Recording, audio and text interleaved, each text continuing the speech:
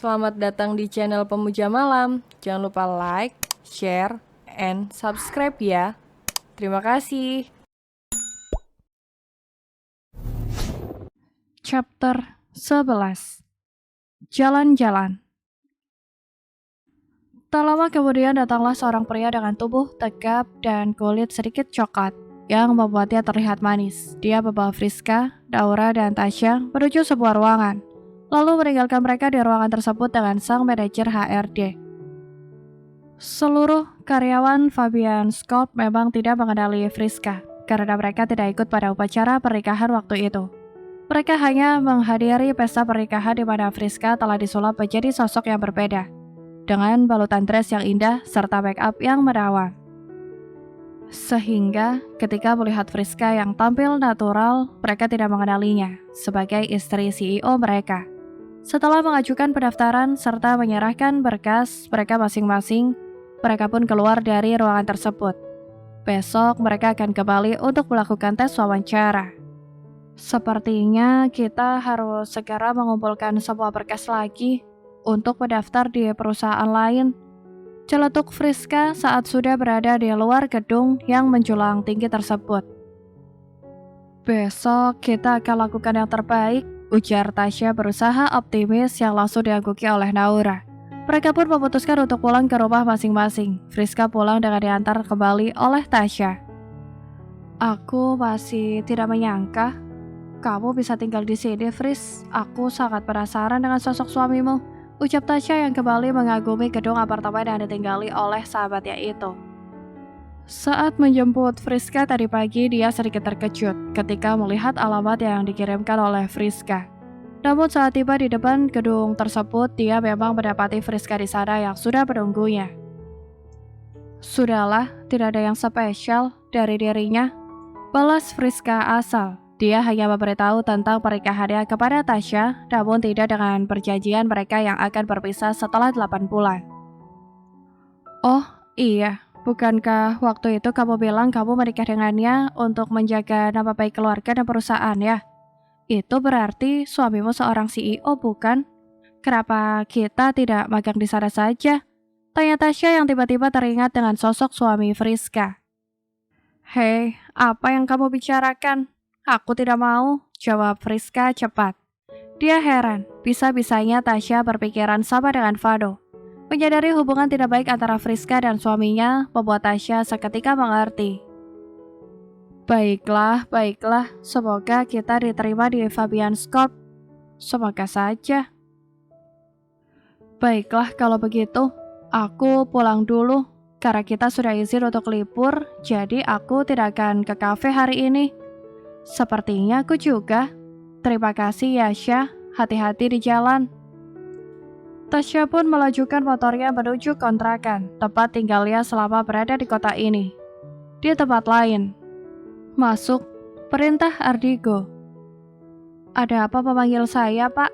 Tanya Andre. Tolong bawakan daftar mahasiswa yang mengajukan lamaran magang di sini, ucap Ardigo tegas.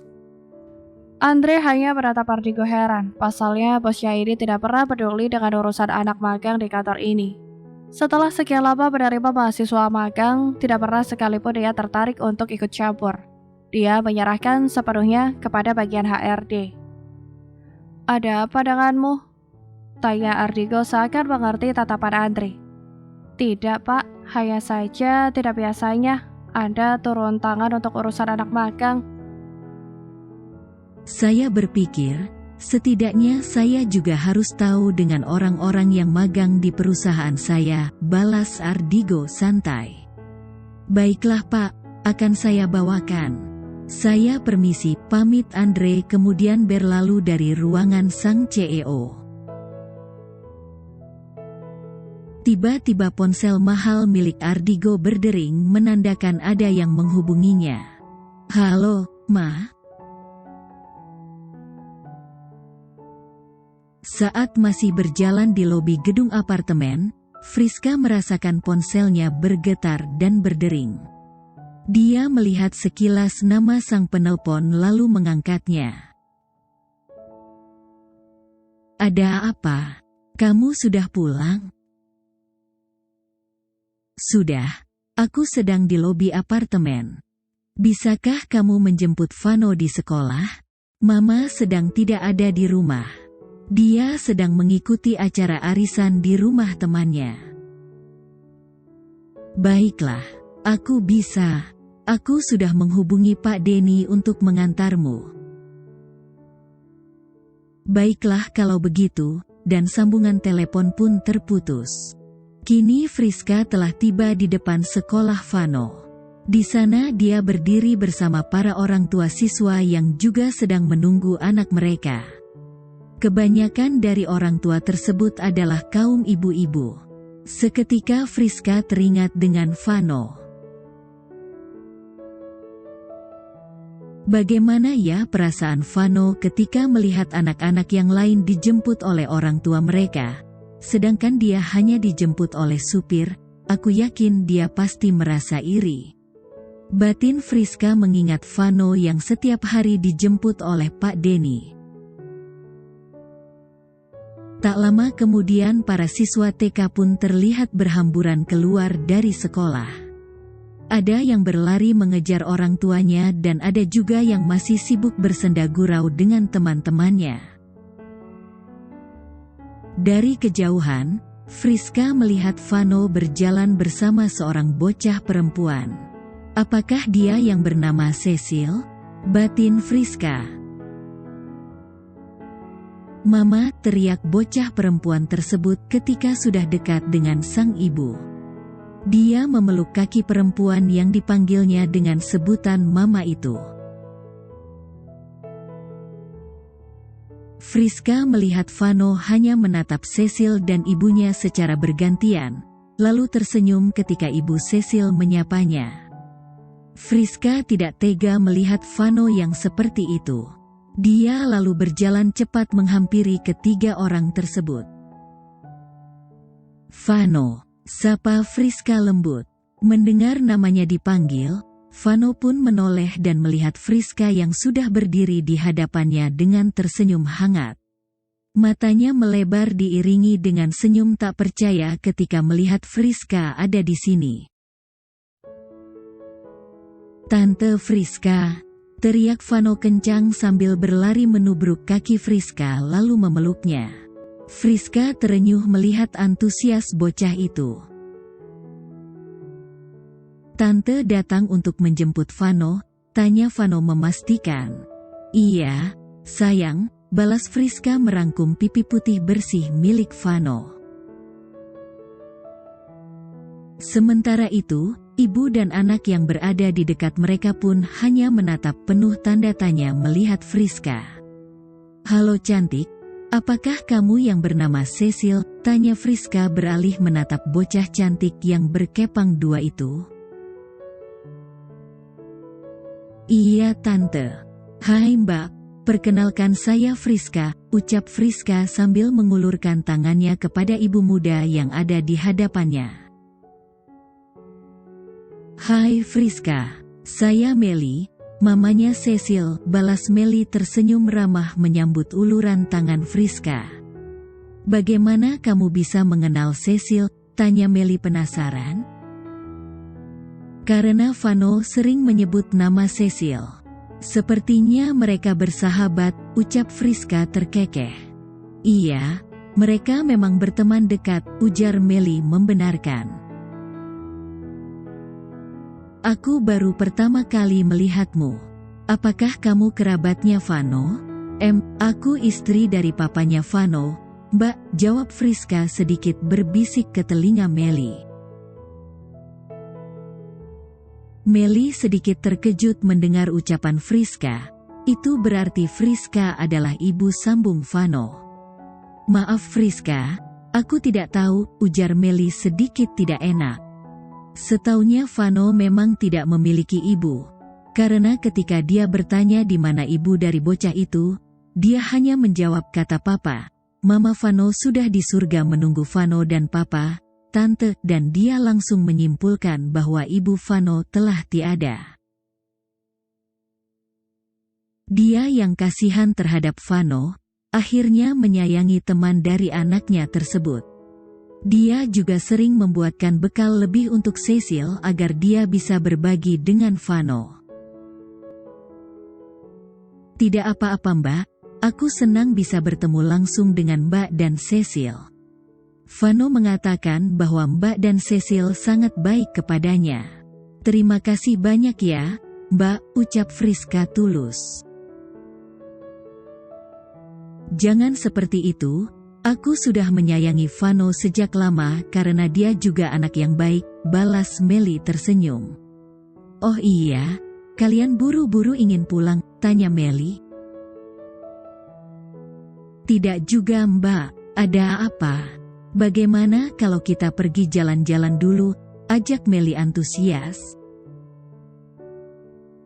Friska melirik Vano seperti meminta jawaban. Dia hanya mengkhawatirkan jika Vano kelelahan. Namun justru semangat membara yang terlihat di mata bening bocah itu. Bagaimana anak-anak, kalian setuju kalau kita pergi jalan-jalan dulu? Kali ini Melly bertanya pada kedua bocah tersebut. Setuju, pekik mereka bersamaan. Vano tidak lelah, tanya Friska memastikan. Tidak, Tante. Vano justru sangat ingin pergi jalan-jalan seperti ini. Cecil dengan Tante Melly, dan Vano dengan Tante.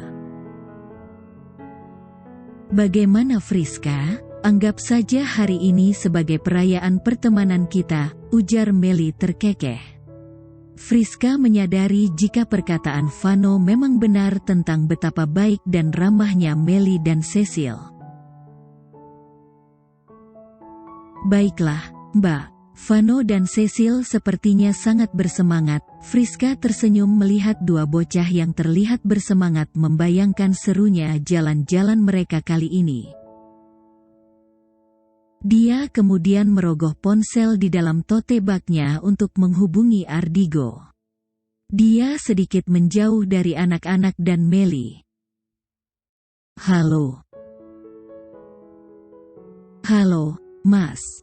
Ada apa? Aku ingin meminta izin untuk membawa Vano jalan-jalan. Kemana? Dengan siapa? Aku belum tahu. Kami pergi dengan Cecil dan Mbak Melly, ibunya Cecil. Sepertinya kalian sudah dekat.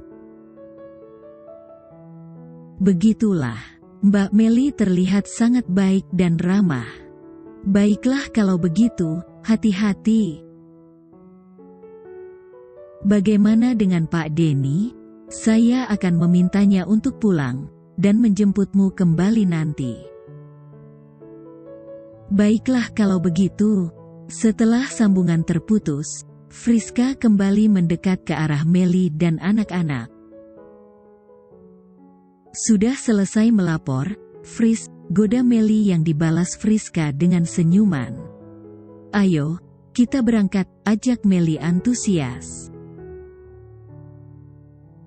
Mereka pergi ke mall dengan menggunakan mobil yang dikendarai langsung oleh Melly. Setibanya di sana, game center adalah tempat yang menjadi tujuan pertama mereka. Cecil dan Vano sangat antusias untuk bermain semua permainan. Friska dan Melly juga terlihat bahagia dengan ikut bermain bersama anak-anak mereka. Kini Vano dan Cecil sedang berada di wahana mandi bola. Mereka bermain dengan ribuan bola warna-warni. Melly dan Friska memilih duduk di kursi yang tersedia dengan tetap mengawasi anak-anak. Kamu terlihat masih muda, Fris, ujar Melly membuka suara. Iya Mbak, aku masih 22 tahun. Aku salut, kamu sudah memutuskan untuk menikah di usia muda. Dan aku lihat, kamu juga punya sifat dewasa saat berhadapan dengan anak-anak. Aku memang suka dengan anak-anak Mbak, sehingga aku nyaman bersama mereka. Mungkin itu yang membuatku terlihat dewasa. Aku senang sekarang Vano sudah memiliki ibu. apalagi baik seperti kamu, Fris. Saat awal dia berteman dengan Cecil, aku melihat dia menyimpan begitu banyak hal di bola mata indahnya. Aku tahu dia terkadang iri dengan Cecil, tapi dia bisa menyembunyikan semua itu dan hanya diam. Karena itulah aku selalu berusaha memberikan perlakuan yang sama untuknya juga. Tapi sekarang sudah ada kamu, dan aku melihat bahwa dia sangat menyayangimu, ucap Melly menatap wajah Friska. Aku hanya berusaha semampuku untuk memenuhi kebutuhan Vano akan kasih sayang dan perlindungan, Mbak. Kalau boleh tahu, apakah kamu sudah lama menikah dengan papanya Vano? Belum, Mbak.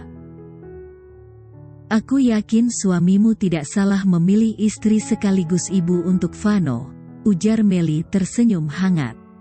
Mereka terus mengobrol membicarakan banyak hal sambil menunggu dan mengawasi anak-anak mereka.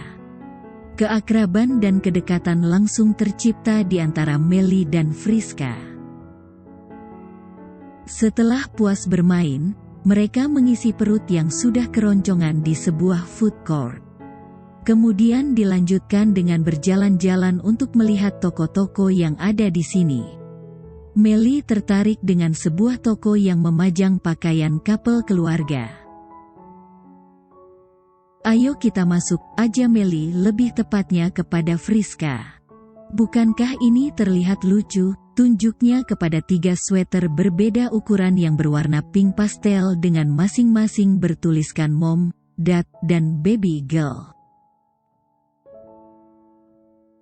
Iya, Mbak, sangat bagus dan lucu, balas Friska menyetujui.